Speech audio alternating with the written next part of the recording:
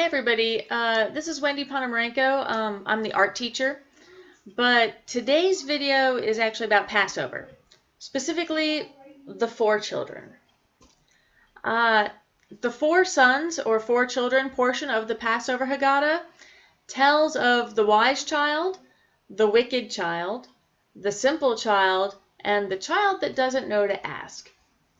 So the wise child asks details about the specific meaning of Passover's observance. They already know the story, and they're asking for more details. They're asking for us to elaborate on some part of it.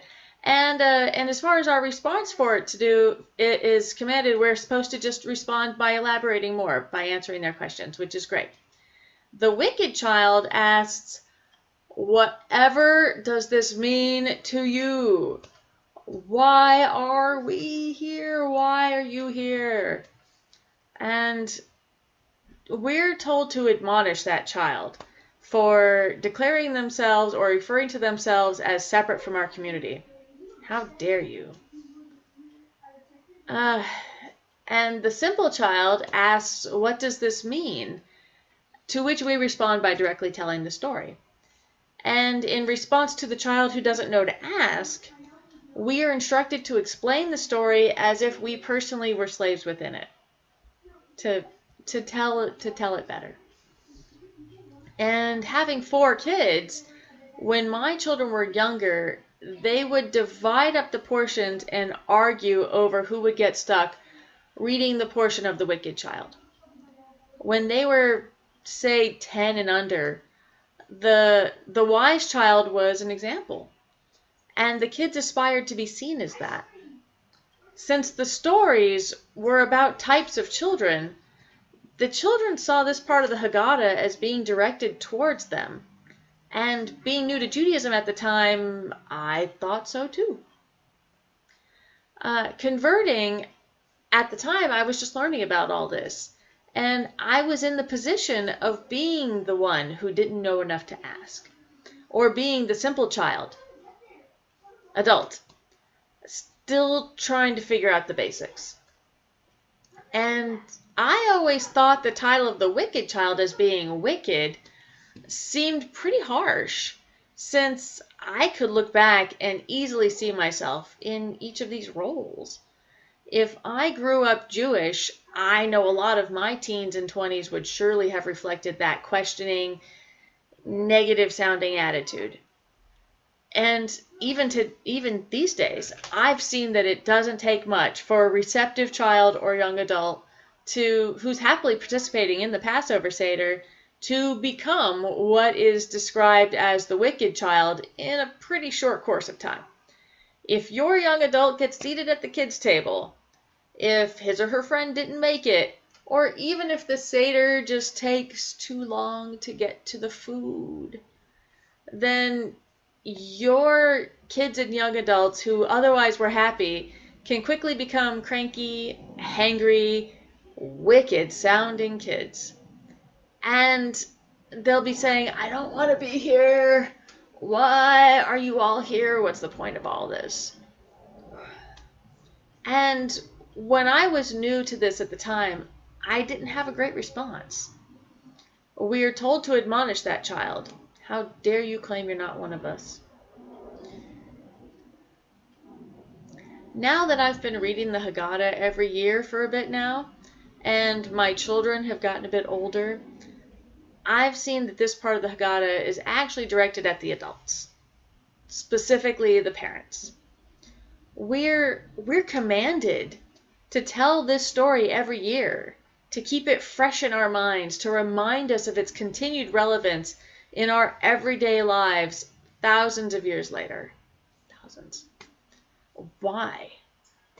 Because we need to remember that we should love the stranger since we were strangers ourselves. We should remember the less fortunate because that once was us. We should share what we have as others have shared with us. We should protect others from being put in the position that we once were in. And when we see someone being abused or mistreated, we need to do something about it. This past, this story, this is the reason why we have a strong need for social action. We are commanded to tell and retell this story. And the section of the four children is to remind us to tell the story in a way that allows for children and adults coming from different levels of knowledge, of interest, of different attitudes to hopefully get something great out of the experience. The questions of the simple child, the one that doesn't know to ask, and the wise child, they're about the basic story and the further details of it once the story is known. But the questions of the wicked child are more big picture, more placing all of this in the context of our lives today. And they're searching for connection and maybe feeling a lack of connectivity with their family, with their culture, and those in their community. Admonishing someone that already feels disconnected is not the way to help them feel the importance of their place in our family and in our community. It doesn't show them the relevance of this story in their lives today. Admonishing them may even chase them away. So this brings me to the fifth child, the one that didn't show up. How many Jewish adults, when they were in their early 20s, showed up to the Passover Seder every year? That's the wicked child moved out.